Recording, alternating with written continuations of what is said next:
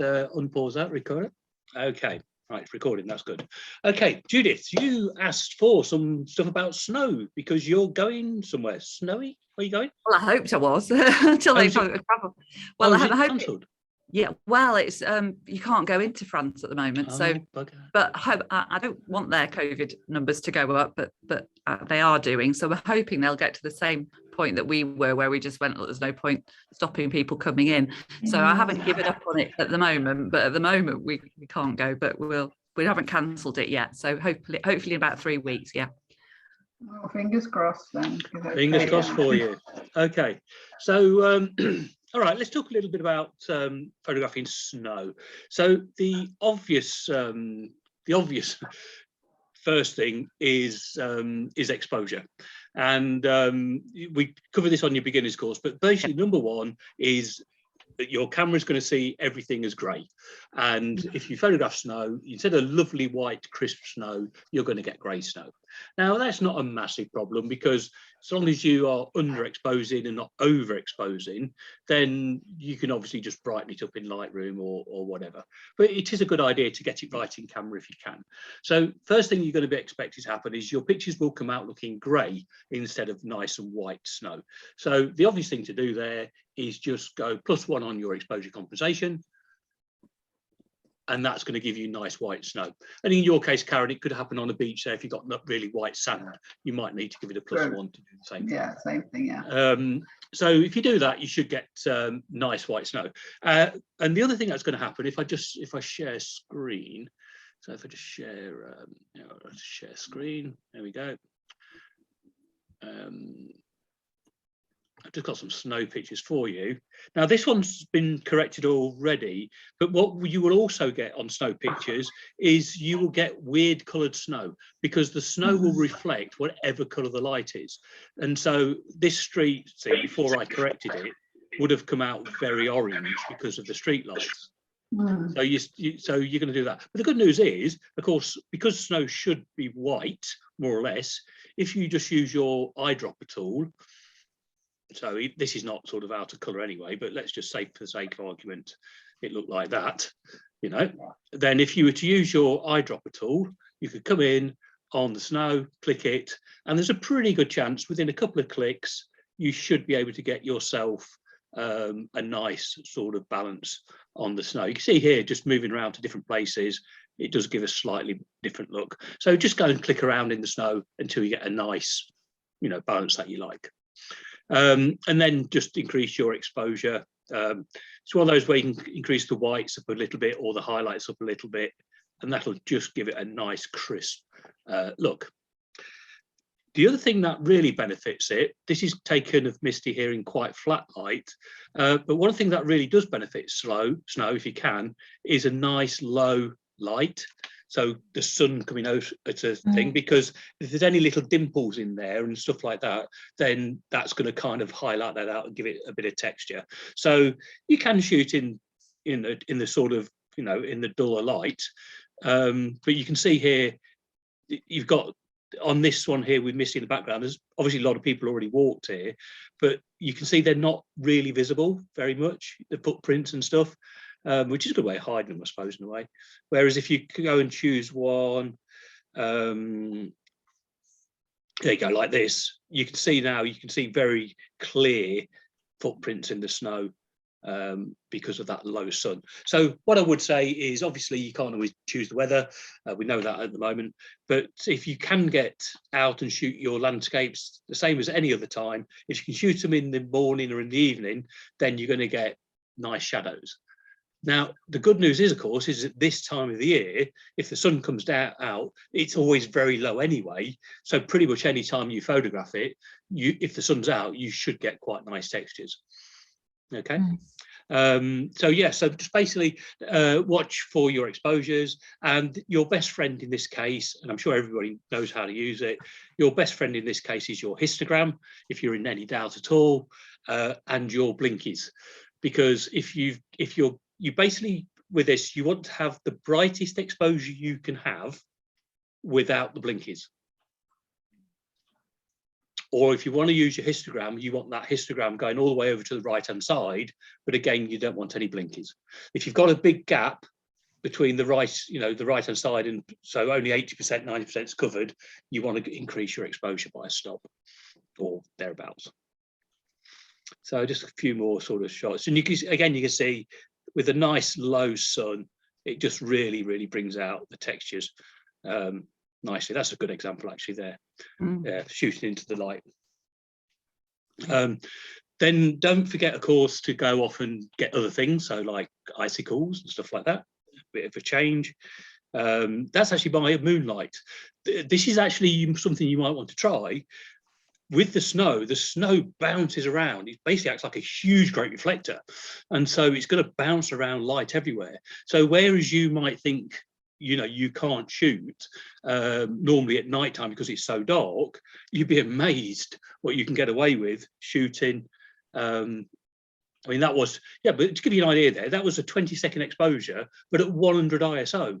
So, if you'd have popped your ISO up to 1600, you'd have probably got yourself a hand holdable, maybe 15th, 30th of a second sort of shot. At say it's about 1600 or 3.2. So yeah, so it's a good opportunity for you to, particularly if there's a nice get on for a full moon, have a go. You never know. Is that where you could do multiple exposures on on a tripod, obviously, and then stack them, and yeah, you could do get the stars and everything then? Absolutely. In fact, you could do that. Yeah, absolutely. I mean, you could stack them, or to be honest, if you can get away with 20 seconds. I mean, this is obviously been edited, but to give you an idea there, that's 20 seconds yes, at 100 ISO, and the stars are lovely and sharp, and there's no grain there because it was 100 ISO. Yeah. Now, just to give you a comparison of what that's actually like. Oh, by the way, that's Orion there, and Orion's belt there. Yeah.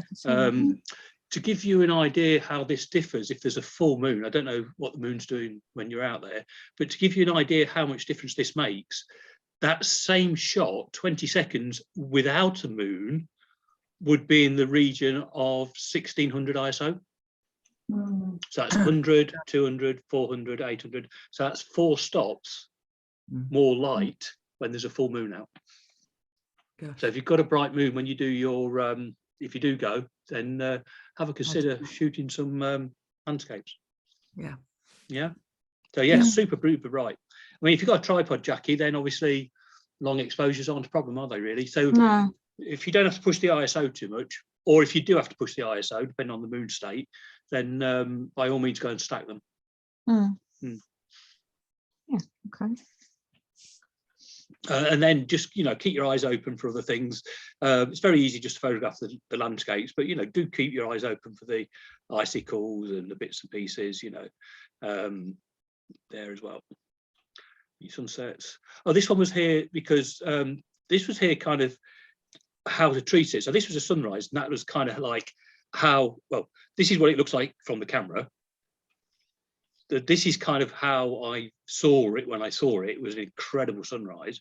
But then you've got this shot here where you can kind of, this is how it feels. So you've got how it was, how it felt, or, kind of, or how I saw it. And then this one is like, it was really cold morning, freezing cold.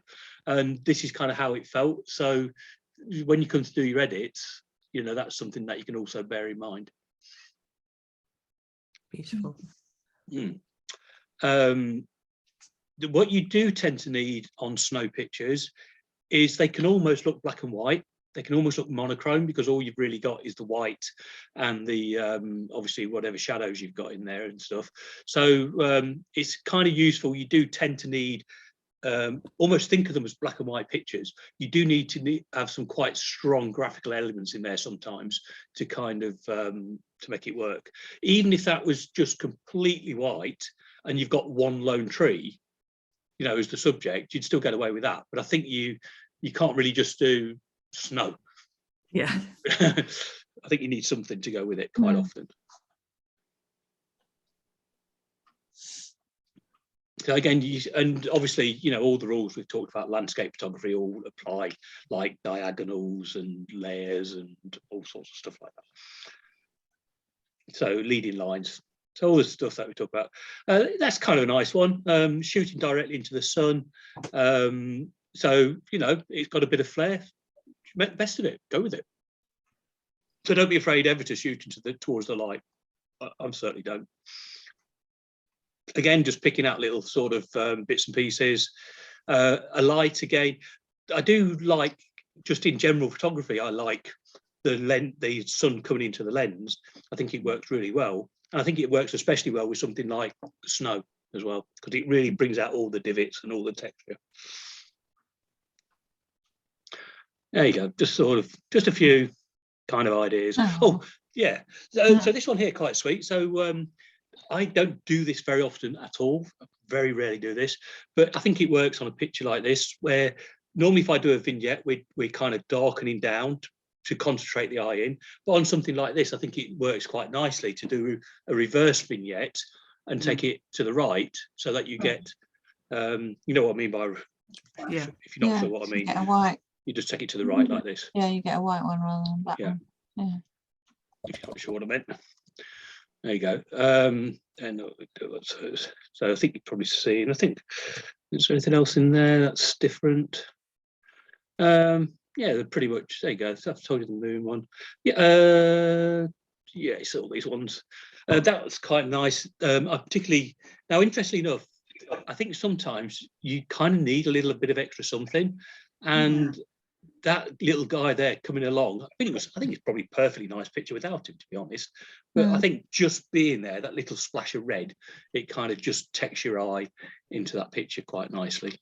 And he was wearing red, wasn't it? Yeah, that's right. Yeah, I mean, he just kind of, you know, and it is one of those things that kind of registers in your brain. You kind of, the guys, I've been there a little while, and I hadn't really taken that shot, and then I saw the guy. In fact, I heard him. I think he's got a dog with him somewhere, must have run off ahead. I heard him sort of coming, and I looked over and it's, oh, red, you know, and myself said, oh, we get him. So yeah, so you just, I think I photographed him, you know, kind of here and then here, but you just got to get that position that feels nice, but take several, you know, and then make the decision afterwards. There you go, again, just your footy prints and sort of, you know, leading lines and that sort of stuff. Yeah, so don't be afraid. And again, textures. You can see one of the things that you do on all the pictures I think I've shown you. Oh, and this is where I think sometimes you're all looking for pristine snow. You know, that sort of like, you know, 6 inches deep, pristine, very flat snow. But picture-wise, I don't always, unless you've got really good light, I don't always think that looks the best. So I think, you know, if you've got some texture in there, I think it often works a little bit better. There you go. Again, just leading lines and stuff like that. And red, you know, I mean, it just really pops if you got something in red, which I'm sure if you're on the slopes or anything, you'll get plenty of people in red jackets and stuff. Is that picture you showed with the sheep? And then it was, I was just thinking if you had a different coloured sheep or something, it would have looked really oh, but the you know, when you earlier on you showed us the field which looked really black and white, but it had a few sheep. Oh yes, yeah, with a few sheep in it. Where did you go? Somewhere. It was black and white one, wasn't it? Almost. It was that one there. Almost. There you go. Yeah. If they'd have been like a Highland cow or something, it would have been. Yeah, I think I would have put a little bit of gold in there. Would have worked a treat. I think. Yeah, it would have been nice. Yeah, so you can. I mean, and again, that shot. If I just hit the V, I mean, it almost makes no difference, does it? No. You know, if that's colour, that's black and white. So it barely makes any difference at all. Yeah, and don't be afraid. Also, if you do these, don't be afraid to throw them a little bit towards the cool. You know, go and whack a little bit of chill in there if you want to, because it's kind of nice. Yeah. You know, just drop those blues down a bit. It looks colder as well, doesn't it? It does, yeah. Yeah, absolutely. You know, and again, if we take it in fact, if you take it the other way, it doesn't really work so well. But if we take it towards the blue, I mean, just how far you go. But yeah, you know, the further you go, the kind of, oh my goodness, you start to get quite chilly now. Yeah, yeah. So there you go. So that's the other thing. Obviously, you know, if you're thinking about photography, promoting an emotion and that type of thing. So there you go. That's cool. So I hope that's going to give you some good tips there, Judith. Yeah.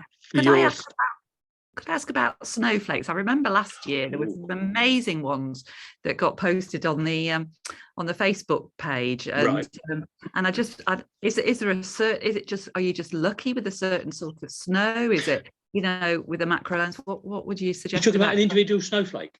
Yeah, just actually, you know, there were some amazing ones of the ice crystals that were posted last year, and I think, yeah, and I just wondered, is that a specialist thing, or the snowflakes are really difficult. Now, what you have got, of course, is you've got ice patterns, which is a completely different thing. That's just a frosty morning thing. So go and look at your conservatory or something, or cars. Cars are great. You'll get these really nice ice patterns. Occasionally, and it is really difficult to get a really good picture of a single snowflake. But I'll tell you how to do it. I have done it. What you need is a black sweater or woolly glove or something like that. So basically what you can't do is you cannot touch it, but what you need to do is you need a black background so the white shows up, and it needs to stay out in the cold. So your best thing is to, when it's snowing, just put your black item outside, snowflakes will fall on it, and then literally go around with your macro lens and try and snap them before freehand. So whack the old ISO up and snap them freehand before they melt. Right. Yeah. Yeah, it's really difficult, because you virtually guarantee that you'll probably have to get 100 snowflakes before you get a decent one, just in the right place. But that's basically the way to do it. Yeah, that's basically the way to do it. So a black woolly sweater or a scarf or something like that. And they just seem to, I think the fact is, because they're kind of supported upon the you know, on the fibers, it kind of seems to work better. If you had something like black silk or something like that, it doesn't work quite so well, I don't think. But so good luck with that. Yeah, brilliant. If you get but to be honest, I don't know about you, but 9 times out of 10 we always seem to get here, we get very slushy snow. It's always a bit more sleety, and we never really get super duper cold to get a really good snowflake. It's very difficult to do. Every time it snows, I think I have a bit of a go. You know, so it always seems to snow worse at night as well, rather than this, because obviously it's colder, isn't it? I suppose. Yeah. Right. So, any other questions about snow photography? No, we did have some special snow last year for a day. Somebody posted there was a particular type of snow, so I did go out taking pictures of snowflakes. Oh, hold on. Did you get some? So I got some. It might have been you. Might have been you that posted them. Well, I mean, it was quite tricky, because I mean, the snow was remarkable, so I did get some of the snow, so sort of approximation of an actual snowflake. Oh, good, well done. I don't suppose you were good enough to keyword like a good Lightroom person, so you just type in snowflake and find them, would you? Well, I can try, but you might not be impressed by them. But I would tell you what, if you manage to get a picture of a snowflake, whatever it looks like, I'll be impressed. So right. Well, have a look. Have a look and post it on the group later if you can't find it sort of straight away. Okay. Right. Any other questions about snow? All right. In that case, then. So sometimes we don't get the snow. So one thing we can do is we can make our own. So here we go. So let's just have a look. Original snow. All done in Lightroom. Gosh. Pretty good. Pretty good. So how do we do it? Let's go and have a look. The photo develop module. It's actually very simple. You can see here that there's nothing kind of changed on the original. This is all as it was. But if I go up to my good old masking, all it is one mask. And if I just switch that mask off, there we go. And so all we've done on that mask is, in fact, I'll do it again. Let me create a virtual copy so I don't ruin my original. There we go. So I'll create a virtual copy and we'll do a mask. So press M which will bring up a new mask. It's a linear mask. So all we've got to do, so basically what you've got to do is we've got to turn the green to white. And so we're going to draw here. Now you could do this with a sort of picture with a hill or something. It's just that would take a bit more masking to do. So all I've done is I've done a simple gradient, and the first thing I need to do is we need to desaturate it. Now, you know about sort of from Lightroom, as soon as I move this slider, then it's going to change. So we need to desaturate it. That's going to take the green out. We then need to bring the exposure up. And the whites up. And the highlights up. And then we just fine tune that join just there. There we go. And then to sell it a bit more is actually turn down clarity and the texture a little bit. And you can even throw a bit of minus dehazing, and that just softens it. And it kind of makes it, instead of being sticky up bits of grass, it now rounds everything off, and it kind of gives them more hillocky. There you go. How's that? Snow. Sneaky. Amazing. Yeah. It is amazing. Yep, there you go. Yeah, don't bring the shadows up too much. Just it's odd really because you're bringing the kind of whites up, and yeah, bring the whites and the highlights up, the exposure. There you go, snow. Yeah. And obviously, the tighter these lines are together, then if you pull back a little bit, I can just leave. It looks like they're under the tree now. If I do click on done, there you go. It looks like the hedgerow there has kind of stopped a bit of the snow from drifting in. Yeah. Good. There you go. So that is how to do snow in Lightroom. Right, next thing we're going to have a look at is how to do snow in Photoshop. So we'll take our picture here and we drop it into Photoshop. In fact, I'll take one without the logo on. There we go. Control and E to pop it into Photoshop.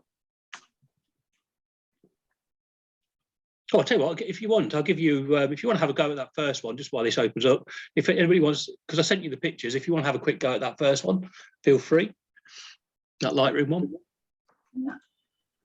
Just while this all opens up.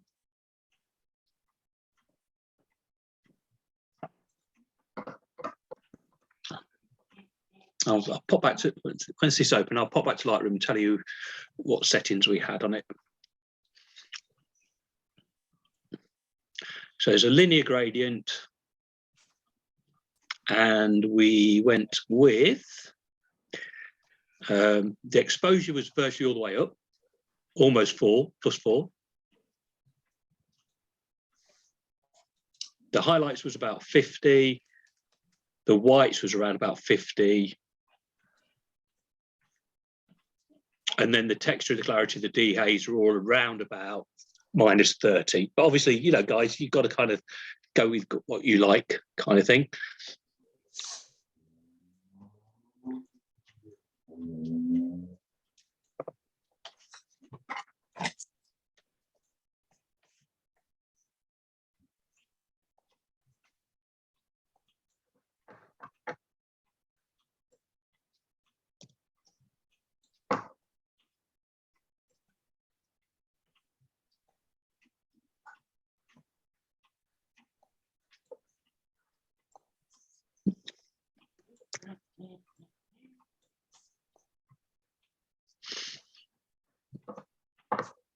How are you doing? No, just adjusting the lines at the top. I always fiddle with these. I've never, you know, when you do your linear gradient, and I always think the top line's got to be where you finish, but it isn't, is it? It's No. You can. I mean, basically, the trick to remember is the further away the lines are, the softer the join. So if you, so on this picture here, because we've got quite a definite edge, you can keep the lines quite close together. Yeah. I'm just fiddling with that and get rid of the green at the top. Now that's better. Okay. And then we'll do texture and clarity down. Yeah, looks good. Good. Pretty realistic. Pretty neat. I think what kind of sells it is when you put those negatives in for the clarity and stuff, because it kind of, it stops it looking like white grass, and then it starts to lose a bit of its texture, softens everything off a bit. Really frosty. That's good. Good. Right then. So be able to play with that. Right, let's pop into Photoshop. So here you can hopefully see Photoshop. So what I'm going to do is, the first thing, it's a similar sort of thing really. So what I need to do first of all is I need to go and select the grass. Now the good thing about Photoshop is we've got a few more sort of selection tools, and the one we're going to use is one called Color Range. We've used this before, so we're going to go to Select, Color Range, and then it should say Sampled Colors by default. We're just going to kind of draw or click on the green. And then what we're going to do is, you've clicked on the green, then you're going to move this fuzziness slider, and that's going to select the grass for you. And then you've really got to kind of judge this by eye, really. But what we want to do is we want to be, obviously you wouldn't get any snow in the sky, so we want to kind of just keep it on the grass. So, okay, so in this case, around about 125, 130. That obviously depends on where you click on the green, and we'll click OK. So now we've got a selection. Next thing we need to do is we need to feather this selection just a very small amount, not much at all, only a couple of pixels. So just right click, choose feather, and choose 2. So it's just a very, very slight feather.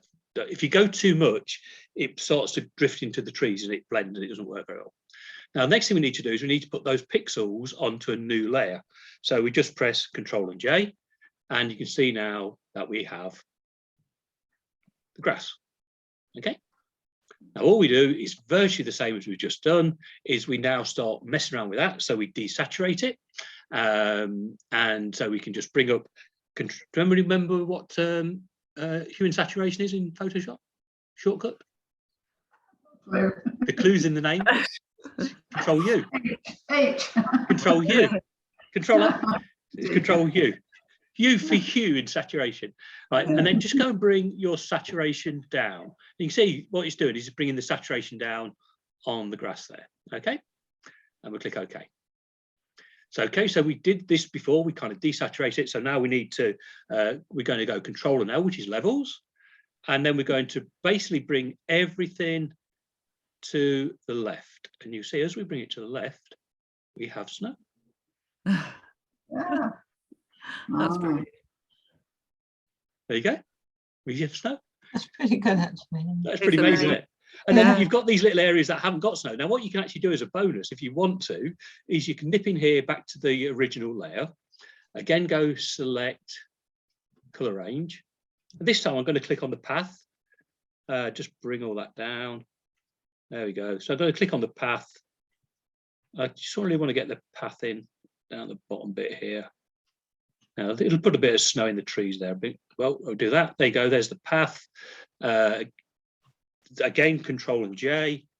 Again, oh, by the way, Shift Control U is the shortcut for desaturate. There you go.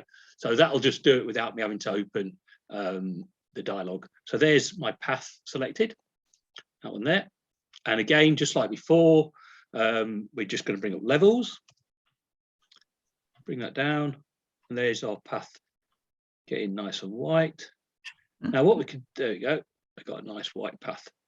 If you get so far and it's not quite there, you can always just press OK and then just come into levels again and just have a little tweak. There you go, and you can bring it up and see now we're getting a bit of a frost coming in there as well on the path. There you go.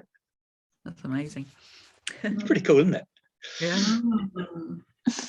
Yeah. And then of course what you can do is if you know you think it's too powerful, just go to that layer and just bring the opacity down, and basically you can choose kind of how much snow you want in there. And the other thing that you can also do is nip in and change your blend modes. Something like, let me just switch the path off. I'll just do the grass. If I go to the grass and just do different blend modes. So if something like lighten, yeah, lighten's probably the best one on this one, or screen. Yeah, lighten, I think. Yeah, there you go. That just, what that does is that just then, if there's anything kind of showing through, it just like pulls, lets a little bit peek through, and it just kind of you know, gives it that light snow kind of look. Yeah, like a dustiness snow. And I say, if you want to, you can just drop the opacity if you think it's too much. I think I might have preferred that one as normal, actually. There you go. Good. So there you go. That is how to make some snow. So go and have yourself a quick 5-minute play on that then. I'll talk you through it again, step by step. So first thing is color range. So select color range, click on the green, and then move the slider until you get a nice selection of the grass.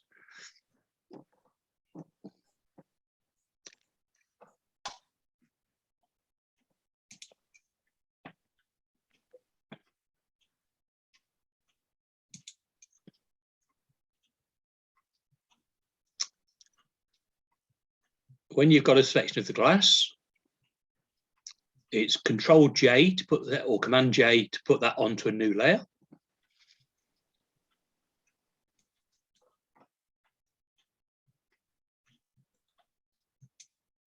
And then Control U for hue and saturation, Control U to bring up hue and saturation, and drop the saturation all the way to the left. And that'll basically take all the color of the grass out. And it'll just, but it will go dark. It'll kind of go dark grey kind of thing.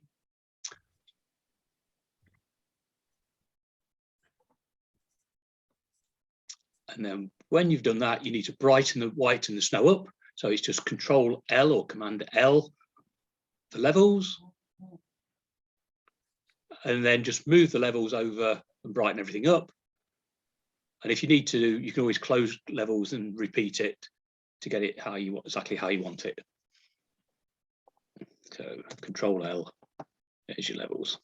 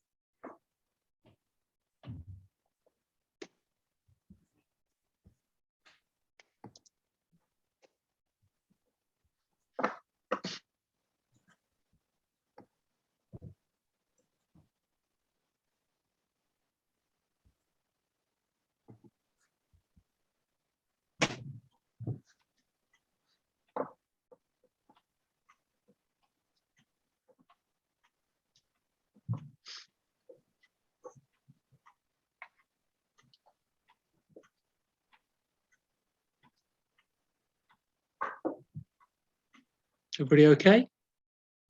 I'm behind because the time it opened up in Photoshop, so yeah, it just struggles with the Zoom and everything.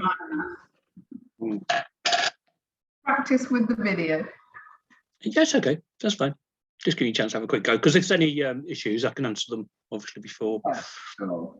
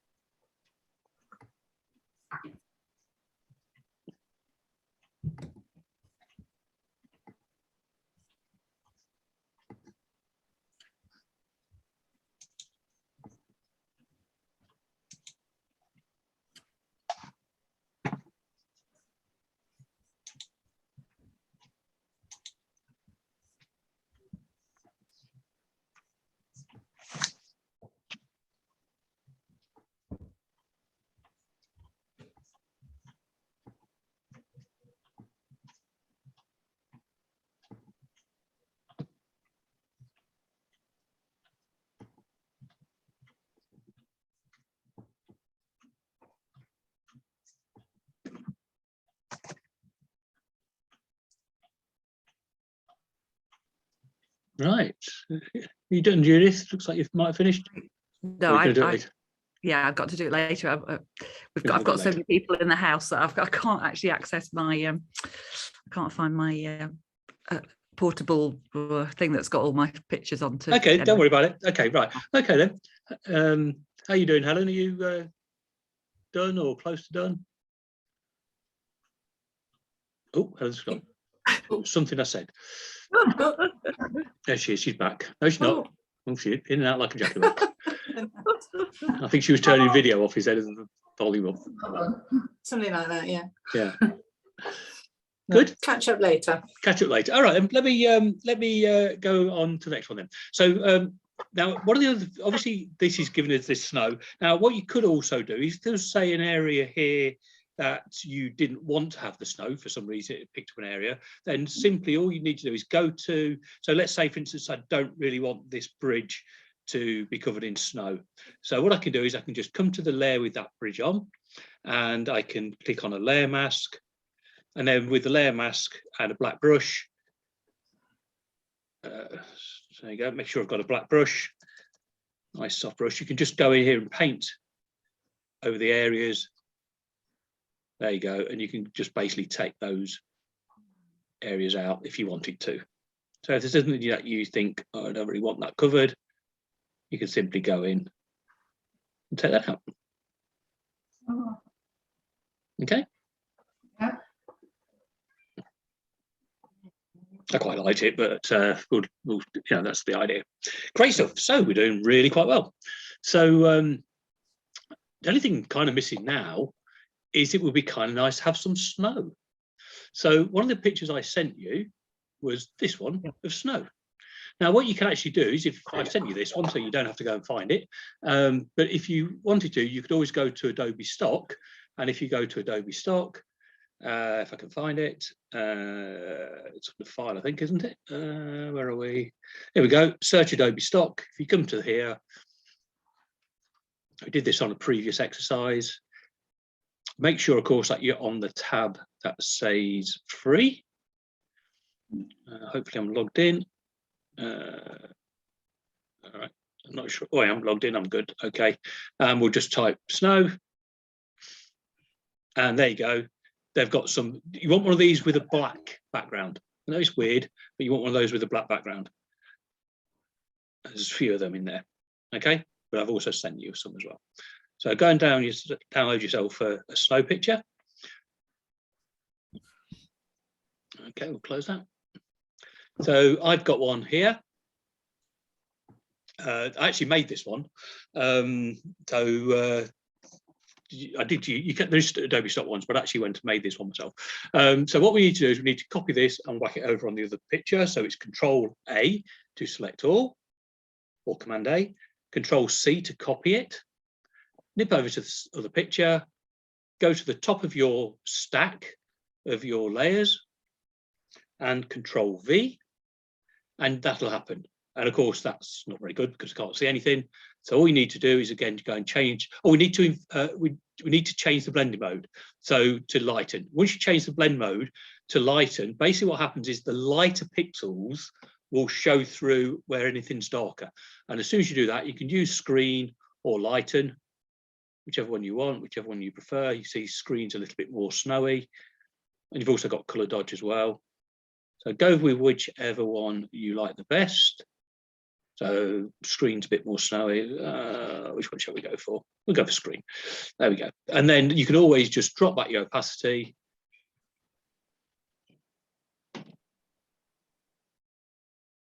And we have some snow. Fantastic. I've got my Christmas cards sorted for next year then, Glenn. Yeah, that's quite incredible, isn't it? If I did, I tell you what, let me just, I'm just going to put these three into a group. So all I've done, let me just click out of there. I've clicked on the top one. I've clicked on the two sort of copied layers, and I'm just going to click this little folder down here. That just puts them into a group. And the idea is just so I can switch off the group. So that was before. That's after. That's pretty. Oh, you got to be honest, guys. That's pretty amazing. The one you sent us is all sort of with snow on like that. It's all very blue, that picture. Yeah. Not looking like it's a different so one. What you could also do on top of that then is you could just go up and we can create a new layer. So I know I've got another snow picture to show you in a second, but if you want to make this one a bit cooler, then all you do is, best thing to do is go to an adjustment layer down the bottom here, and you've got an adjustment layer called photo filter. Okay, click on that, and the default is a warming filter at 85. So it's orange. We don't want orange, we want a blue one. So all you do is go down here to a cooling filter, 80. There we go. Oh. And then you can move this to the right, goes colder, move it to the left, gets a bit warmer. But I think straight out the bat at about 25, it tends to look about right. There you go, guys. As Judy says, there's your Christmas card sorted, even if you don't get any snow. I'll do a beach scene with the snow on it. Yeah. So all you need to do, it'd be interesting to see. There you go. You can certainly impress your friends. The time they had snow in the Caribbean. Somebody actually yesterday or Christmas Day created a snowman on the beach, and what they did, they're obviously in the commercial business, and they made solid ice balls, and then they made shavings of ice that looked like snow, and they took these solid balls to the beach, covered it in the shavings so it looked fluffy because they were obviously round and smooth, and then put the usual hat and everything on it. It lasted about an hour in the heat. Yeah, there you go. Oh, well, it'd be interesting if you do have a go at that. There you go. So that is that one. So any questions? So we had a base layer, we did a selection of the green, we desaturated it, we brightened it up with levels, and then I did a separate layer using the path and such like, did exactly the same thing, so Control J, and then the only thing we did then is we put some snow on it using a stock snow picture from Adobe. Make sure you get a free one, or I think I've sent you this one. You're welcome to use the one I've made. The reason is this one works is because you notice that the snow in the background is smaller than the snow in the foreground. You see, so what I did was just basically made it, but you could do, you can kind of just, if you download one, you'll be absolutely fine. Good. So I am going to save that. So I'm going to flatten it down. So Shift Control E, Command Control E on a Mac. So I'm just going to flatten that down, and I'm just going to close it. And the reason I'm going to do that is because I'm going to open it again in a second. So we'll close that. I'll keep my snow here for now. And we'll go back to Lightroom. I'm just going to go back to the original photo because I'm going to show you another method. So Control and E, just to open it in Photoshop, edit a copy. Now, this method may not work. In fact, I only got this method to work earlier this week when I was practicing this, because it uses one of the neural filters. So filter, neural filters. And you know that we've seen these before. In fact, I'm just going to close this a second, actually. Let it just open up. There you go. I'm just going to cancel that out a second. What tends to happen on my computer is the filter box blocks half my picture. The way to get around that is just to drag that tab off, and then you can move your picture off to the side a bit. And then when you go to filter, neural filters, it'll come up, and you see now I can see my photo. It doesn't get hidden by the filters. Now, what does neural mean? Well, it's kind of intelligent, isn't it? Brainy. I don't know, actually. Neural, I mean, what does it? Yeah, neurals to do with your brain, isn't it? Nerves. Neurons, yeah, nerves. Of course. Yeah, right. Yes, yeah. Yeah. Thank you. Okay, now this has been here for a little while, but I've never been able to get it to work, and it always crashes, and it might crash again today because I've got all these programs open, but hopefully it will work. If it does crash, then I'll record an extra little bit and whack it on the end of the video, but I'm hoping it won't crash. So you click on Landscape Mixer, and very simply you just come up to these buttons, and basically this is ridiculous. What it basically does is it looks at the color scheme in whichever one of these you click on, and it applies that color scheme to this picture. So it's probably working similar to the way I've just shown you how it does it. If I click on this here, is it going to work? Is it going to work? Come on. you have to press OK or anything? No. No, it should work. It should work when I do it, and it's not going to work, is it? I told you it wouldn't work. Well, I'll tell you what, guys, I'd see if anybody can actually get it to work. So if you open this photo up, if you can follow, if anybody's following along, have a go, because I said it would. I said it wouldn't work. It's bloody a nuisance, to be perfectly honest with you. Are you satisfied with the results? No, I'm not, because it never bloody works. Right, I'll try it again. Filter, neural filters. I mean, it's troublesome at the best of times, to be perfectly honest with you. But I suppose when I've got extra recordings on, it might be even worse. Neural filters. And then landscape mixer. And you should just, it's working. It's going to work this time. Fingers crossed. It says down at the bottom here, it says, I don't want to touch anything. It says down at the bottom, it says processing on device. Oh. Landscape mixer. It might play ball this time. I've got to download them first. I've not got them.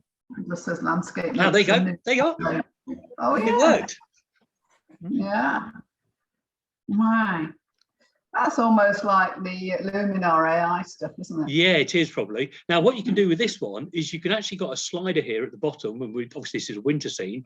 You can actually move the slider over. I think I took it to about 50%. And again, it will process again. And it should add more snow.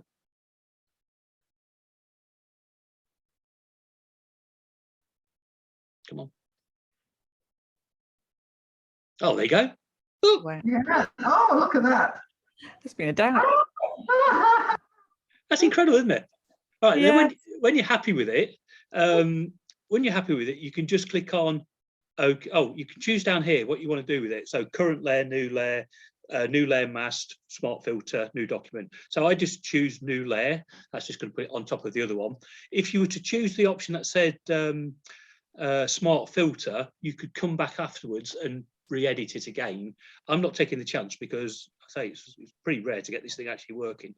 So I'm just going to click OK. There you go. And so there is the original. There is the snow scene. Now, I don't know if you notice something. It does something weird. Now, I don't know what this is exactly doing, but it is not the same picture. It changes things. For instance, look at this pole. It's like spot difference. Look at that pole now. Yeah. Oh. It's also added a tree. Look here. There's a tree. You look on this one. Look, it's a different tree. Is it because it's taking elements from the picture that you've asked it to compare it to? Or? Well, I think it is. I think it's kind of, and look, if we look here in the background, What's a mountain? It's put a mountain in, look. Yeah, it's that picture that you asked it to look at. I think it looks at your picture, goes into its database, picks out elements from pictures that are similar, and basically posts those elements on top of what you've done. Because I noticed it puts things in and takes things out. Creating its own photo. Yeah. Oh my gosh. Look, it took all of this out. It's weird.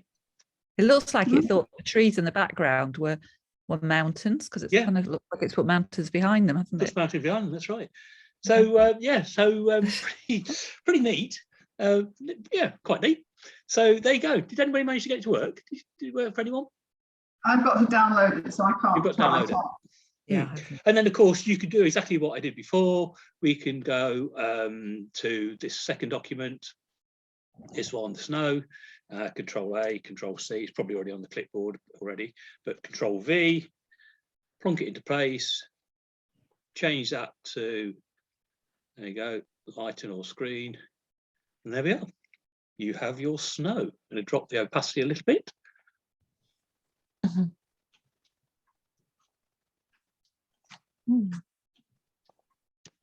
We have snow. Let it snow, let it snow, let it snow. Now I think next week then you've got to take a snowy picture and turn it into a sunny, bright day instead. Okay, we'll try that. Yeah, all right. And it turn the snow into a beach. Turn into a beach thing. Actually, do you say that? I wonder if, just out of interest, I wonder if Control A, Control C. Let's just have a quick. You're making me think now. You see, Control. Challenge for me. Control V. Right, we've just created a new document. That one there. Just plonk you up there out of the way. Come on. There you go. So that is a blank document. Shift Control E. All right, let's try this again then, shall we? Filter. Neural filters. I'm not going to change it over. I'll go with it. Landscape mixer. And let's see if we can turn this into a landscape. Processing. This can be more difficult because it's got to take snow away. Yeah. Wonder what the There's another one on there, like 2 more along looks like it's sand or something and rocks. I can't see that clearly, but yeah, the point is there. Yeah, that's not really worked very well, because in fact, what it's done is it's turned into water. Actually, it's turned into a seascape. A seascape. There you go. Let's try desert. Yes, desert. That could then actually desert might work. It might turn it into sand dunes. Let's have a look. I've got them up now, so I'm going to give it. Oh, that's not worked either. No, that's not worked. I think I might have been a bit of an ass for that one. Might have got away with the original one. It's interesting as a piece of artwork. Yeah, you're going abstract now, yeah. Yeah, it's very abstract. There you go. Oh, we've gone back to, okay, that looks kind of interesting. I like that one. Yeah, quite like that. We'll go with that one. There you go. So there you are. Let's turn it into the Rockies. I'm just trying the desert one on the original photograph. I downloaded them, so it's just doing it now. Taking a while, unfortunately, but it is quite slow. Yeah, it's worse than Luminar used to be. Yeah, it's taking a while. Talk amongst yourself. So I mean, didn't even know we had. Oh, there we go. Hang on, I'll stop sharing. Then you can have a. Let me stop sharing. Go on then, Karen. Give us a share. See what it looks like.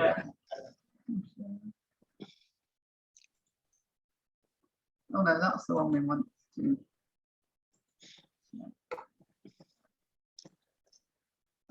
I don't know what that looks like. Desert and grass. It's weird. You see it? Yeah. Fit the window. Yeah. Yeah, they look different. You can kind of see bits of the original one in there and stuff. Yeah, it's kind of cool. The gate's kind of funny, isn't it? It's turning the gates. Yeah, it's turning into rusty old gate. It's gone into rocky walls. You say it uses part of the old photograph, does it? You've used from, isn't it? You know, yes. Part of that in. I'll stop sharing. Good. That was good fun, wasn't it? Yeah, that's right. There you go. So if you don't get to go, Judith, at least now you can just go. You can fake it. Stay at home and just go. You can picture of yourself on your skis. Yeah. Just go put your salopettes on and your skis and everything. You'll be fine. Just go and stand somewhere and then get something to take a picture. Then just change it up. You'll be absolutely fine. Yeah. Let's see if you can sell that. All right then, guys. Any questions about any of those bits and pieces? Have a practice of it. Go and have a practice a bit, yeah. Okay then, fantastic, good. Well, obviously then your mission then for next week is basically go and find one of your pictures and go and have a go. And so try it in Lightroom, try it in Photoshop, and then go and, if you can get this filter to work, go and try it on this filter. Do persevere a couple of times. Sometimes what will happen is it will say, it says this filter has been disabled. There's been a problem. This filter has been disabled, and then you quite often you have to restart Photoshop again. But I think it's been there for at least 2 months, and this week was the first time I've ever managed to get it to actually work. Every single time up until this week. So I think maybe one of the bug fixes has kind of got it working. So hopefully it'll work in your version as well. Yeah, but there you go. That's your task then. So go and find one of your pictures, and then hit us with 3 different variants of snow. And obviously everybody else who's unable to be here today as well. Can I ask a very quick? Of course you can, Judith. Of course you can. Luminar Neo, is it actually out yet now? No, it is not out yet. I have got a demo version, which is kind of a pre-release press version. And it's not. I haven't shown it to people because it's not finalised yet, and they've said that the display might change and the buttons might change in various bits and pieces. But I have had a play with it. And what I can tell you is it's speeded up. It is actually does work nice and quickly. But I think they're a little bit late because I'm sure they said originally that it was going to be out at the holiday season, which is kind of now. And now they're saying it's February. Yeah, they're now saying likely February. Right? But thank you. I did a session, didn't I, where I showed a couple of bits from it. Yeah, the power line removal. The power lines at Smeaton, Yeah. So the power line removal and the just spot removal worked brilliantly. All the other stuff, I think the reason I haven't done anything with it is because all the other stuff was in Luminar AI. Yeah. So there wasn't really anything else to show you. Obviously, the biggies will be those things where you literally cut somebody out and puts on a background for you. I mean, that is just going to be amazing. I mean, that's just going to save so much time. Incredible. I don't know if it does anything like this. That's what I was wondering whether or not it did. I like these one. Yeah, I've not seen anything like this as yet, where it actually changes. I mean, this is incredible. This is. This is changing pixels. This is quite amazing. This is really is quite clever. Good stuff, guys. Any other questions for me? Yeah. Well, I've still got. I bought the old machine to calibrate my monitors, which I've done. Oh yes, I want to hear about that. Yes, good. Yeah, I've done that. So obviously. And did you see a difference between the two before and after? Because yeah, but not absolutely massive difference. But okay. It's now it says it's now 98%. sRGB now. Right. Okay. Good. But the print that I've had made is still quite different to what I can see on my screen. So I'm not sure why. Right. When you print, so you're printing from Lightroom. You printing from Lightroom? Well, I'm creating a JPEG, yeah, and then obviously uploading that to the printers. Right, you probably better print straight from Lightroom. Right. Okay. So when you're in Lightroom, yeah, you've got this thing here down the bottom. Let me just share. Sorry. I needed to ask. There we go.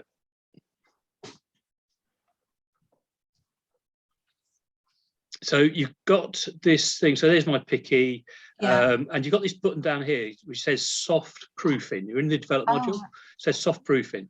Now, when you click that, it goes from a grey background to a white background. And basically what this is now, what you should do is when you go to your printer, you've got this thing that says create proof copy. And what you need to do is you basically need to tell your printer, so when you go print, print. There you go. To use, so when you print from Lightroom, you need to tell your printer, so where it says page setup here, properties, and you need to tell your printer to use the correct settings for the paper that you're using, because each paper is slightly different. So if you were to print on, say, just ordinary A4, copy paper. No, what I meant was when I've uploaded it to a professional printer. Oh, right. Sorry, beg your pardon, if you've uploaded it. Right, in that case, then let me just go back to the develop module, beg your pardon. Yeah, so what I would do is just go to, again, just do that proof thing. And if you press the letter J, yeah. Then what that'll do is that'll tell you if you've got anything going out of range. So if I just go, let's see if I can make it do it. Create a proof copy. Let's turn the saturation up. That will sometimes do it. There we go. Right. So I've just turned the saturation up to silliness there. And when I do that, and I press the letter J, come on. There you go. Okay, that's it. You might have to hover in. Check it by pressing the letter J. So that's it. Or you might need to click into these corners. And what this is doing is this is saying that these areas are not printable by the printer in sRGB. Now, what you need to do here is where the profile is, you need to change that because the default might be Adobe RGB. Right. You need to change it to sRGB. Right. So you can see there, it's saying that all of these, I mean, I've just whacked saturation to silliness, but you can see all these areas here are now saying that, though, in fact, there you go, just on the normal, you can see it's saying that all these areas we're going to have problems with. Right. And so what you might need to just do is just drop your saturation a little bit. See, yeah, so auto, it's not going to work. You need to drop those down. Saturation. So that was, see. Yes, so J. So yeah, so you said soft proofing, and then soft proofing, sRGB. Create a proof copy or something. That's it. Yeah, soft proofing, create a proof. As soon as you change something, it will say, "Do you want to create a proof copy?" And all that does is it's creating you a virtual copy that is going to show you this stuff, and then you basically need to kind of tweak to get these in where you need to. Would you do that, Glenn? If would that be useful? Because I've had problems sometimes when I've sent them off away to be printed. So if that, and you have to send them a JPEG and things, would you do that? You should just send it. There you go. Send usually, just send them a JPEG. Usually it's contrast and saturation that you're gonna have to. There you go. Basically, what it is your screen is kind of more contrast because it's projected light than it can do on the print. So you just need to kind of tweak these a bit to try and get them back into range. Right. Yeah. Sorry, I thought you were talking about printing to your own printer. No. It's just that the print that's come back is quite. It's got quite a. Well, it looks quite pinky compared to what I've got on my screen. Oh, that's interesting. Yeah. Well, this should take into account that a bit. What I would do as well, Jackie, if you, I don't know where you send them off to, but if I use SnapMad, and when you send them up, there's a tick box where you can say to them, you do it, you color correct it, because basically they're going to have monitors and everything that's color corrected, and they're going to know their equipment. And if you say to them, you color correct it, that what they'll do is they'll make sure everything is tickety boo. Right. And so long as it's not a picture where, say it was a low key picture where you particularly wanted it very dark, and because you obviously you don't want them making it super bright, but as long as, I mean, they're professional people, so they should hopefully do a good job of it. Okay. So if you've got the option for them to do it, to color correct it for you, I would let them do it, because they'll make sure everything's in range. Sometimes what can happen, you see, you see this area here, I'm sharing again, aren't I? You see this area in the sky, because that's out of range. What would actually happen is all of that area there, because it can't be reproduced, it would just go to the nearest default, and what you couldn't get is kind of like this splodge. Whereas there would be tone in there, but instead of the tone, you'll just get all the area will blend into one. So you just get like an outline kind of thing.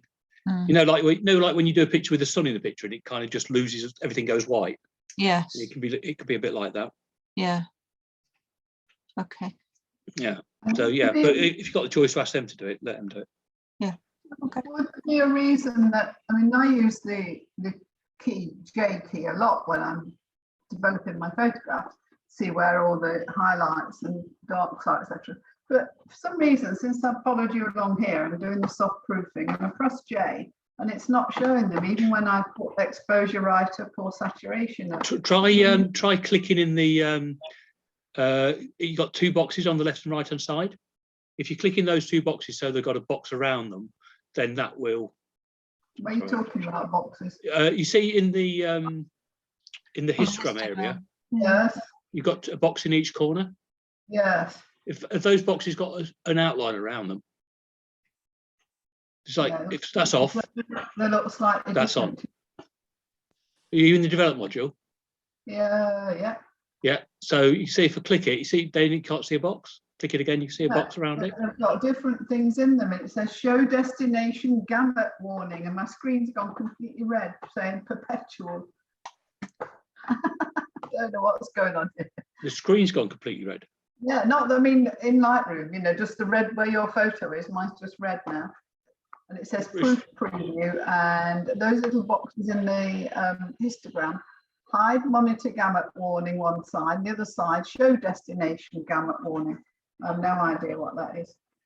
Let's do Control Z and go. So the left one is monitor gamut warning. So monitor gamut warning is basically, so Jackie mentioned there a second ago that she'd done her spy, used her spy to calibrate the monitor, and you said it was 98% sRGB. So if your color space is set to sRGB, if that was 100%, 98, 100% is near enough. If it was 100% sRGB, then you shouldn't get any dots because your monitor is showing you 100% sRGB. But basically what this means is that these areas here can't be displayed correctly by your monitor. So what you would need to do is just bring, say, the highlights down or the saturation down, but that's your monitor. So that's just, but that's just saying your monitor can't show it. Destination is printed. It was on RGB, and I just put it back to that, and now that's working. Yeah, if it's on Adobe RGB, you'll get a different thing. I had it on RGB and I swapped it to sRGB as you were talking about it, but it didn't work on that. It works on RGB. Okay. Yeah. So basically, you know about color spaces. Color spaces are the amount of colors that can be contained on the screen or in the print. And sRGB is kind of like the smallest color space, and Adobe RGB is a bigger color space. So basically, all of sRGB should easily fit into Adobe RGB. Right. But it wouldn't. But the trouble is, what you've got to be careful about is if you have, if you've got pictures in, you're better to keep your profiles set to sRGB. And when you export pictures, it's best to be sRGB, because if you're going to send pictures to Facebook, Facebook will convert them to sRGB. And if you send them out to Facebook, Adobe, what's going to happen is it's going to get to a Facebook. Facebook's going to say, I can't record this range of colors, and it's going to compress them. And that's sometimes when you get a color shift. And so sometimes what happens is, because Facebook is going to convert the pictures to sRGB, there can sometimes be a color shift, which is why sometimes when you send pictures up, you think, oh, that's interesting. It wasn't that color when I on my screen, and they will change it. So if you export them, so know when you do your exports, what you should be doing is making sure it goes sRGBs. That's right. So where it says color, there it is, you see. So if you've done obviously any of the courses, it should, but obviously if you've had a new I know you've done courses, what's saying, but if you've had a new computer or something, you might have forgot to do it. But here it should say color space sRGB. Okay, I will have a look. When you do an export? Yeah, I would think it probably does. Let's have a look. If you just click on export, you'll be able to bring something. Yeah, and yes, it's sRGB. Yeah, that's okay then. It should be okay then. Yeah. Yeah.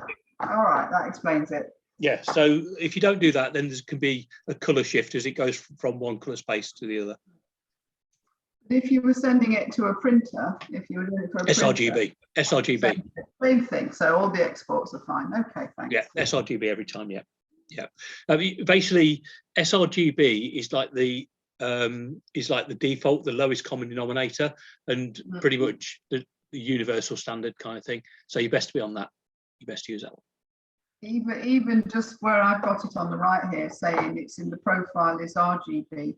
Is it better? Is Adobe? Is it better to have it as sRGB? I would just use it as sRGB, because then, the thing is, if you've got it to Adobe RGB, then what's going to happen is the picture, if you then send that picture somewhere and they look at it in sRGB, which they probably will, they're not going to see it the same way that you see it. No. But when I change it in here, it actually, that's when the screen goes red. The photograph just goes completely red. The whole photograph goes red. I'll show you. I'm not quite sure how. Okay then. But say, I'm not quite sure how your whole photograph goes red. Oh, you're sharing at the moment. Glen, oh, let me stop sharing then. Yeah. I'll put it back. Interesting. To RGB and you can see what happens. All right, let me share. Share screen 2. Right, let me know when you can see it. Right, I can see the picture, yeah. Okay, so I'll come over here, look, RGB, right? Yeah. Change it to sRGB. Oh, that is not correct. That is not. That is something else. That is not just.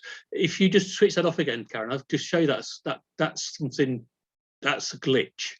I think. I'll tell you why that's a glitch. Is because it's if you look at your white borders, that area you looked at included those white borders. It wasn't just a picture. So I'm not sure why it's done what it's done. It doesn't do it on mine. It shouldn't do that. I don't know why it's done that. You've got soft proofing clicked. You're in develop module. Yeah, you're all the same places as me by the looks of it. Don't know why that's done that. It's on RGB for the time being, because otherwise I can't edit anything. Just try a different photo.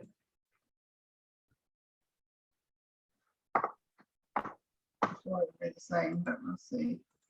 Yeah. Don't know that.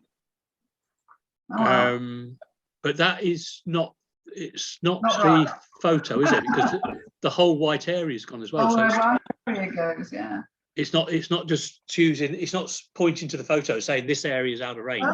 It's displaying the whole thing incorrectly. And then I get the different things already at my hide monitor. I've not got the normal sort of things that you have on yours. Anyway, that's a bit of mystery. That is a mystery, yeah. Never mind. Don't worry for now. You might puzzle it out one day. But that, yes, I'm sure anybody else has had a. If you want to stop sharing, did anybody else come across such a weird thing as Karen? No. No. I think that was something too peculiar to your computer, Karen, I think. Yeah, obviously something setting somewhere. Yeah, not quite sure. I've never seen that before, so I honestly can't. That's your homework then. Yeah, I'm not quite sure why that was. I've not seen that before.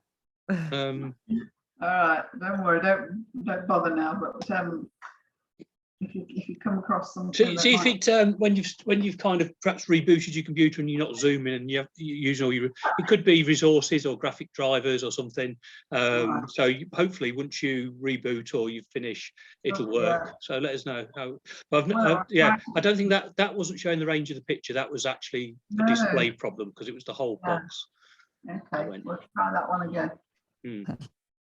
Not quite sure what's caused that. It's a bugger when things go. I'll try that. Okay. Yeah, it's really annoying. It's like it's like I was saying about that filter. It just kept crashing all the time, and you just kind of you do a bit of research and find out if you can why it's crashing, and it says try this, but it's just in beta, so it's not perfect. That's how it is. Okay. Any other questions? That's it. Thank you. Thank you. Good. So when will you know, Judith, if you're going? Well, I don't know. Last minute, really. I think we're not going to cancel. We can't cancel if you see what I mean. We just get our tickets on. All we've booked is the Eurostar, because our accommodation is with some friends. We can just bounce. We can just sort of delay the tickets anyway. Yeah. So. Yeah. I think probably we'll try and leave it till literally a week before we make a final decision, because I'd hate to cancel and find we could besides the law and then we can go. So fingers. Well, don't break a leg. No. You're coming back and saying I can't come because I've broken my leg. Right. Well, thank you for turning up, you guys. Much appreciated. I say it is. I do find it easier to do this live than try and record it and stuff, and I think it's also good to have the feedback from people as well. There you go. I like that. I think I might vote. That is a nice Christmas card. That I might keep that. Okay then. Right. All right then, guys. I'll see you next Monday. Week. Take care. Happy New Year. Happy New Year, everyone. Happy New Year. Oh yeah, Happy New Year. Happy New Happy New Year. Year. Bye. Bye. Bye.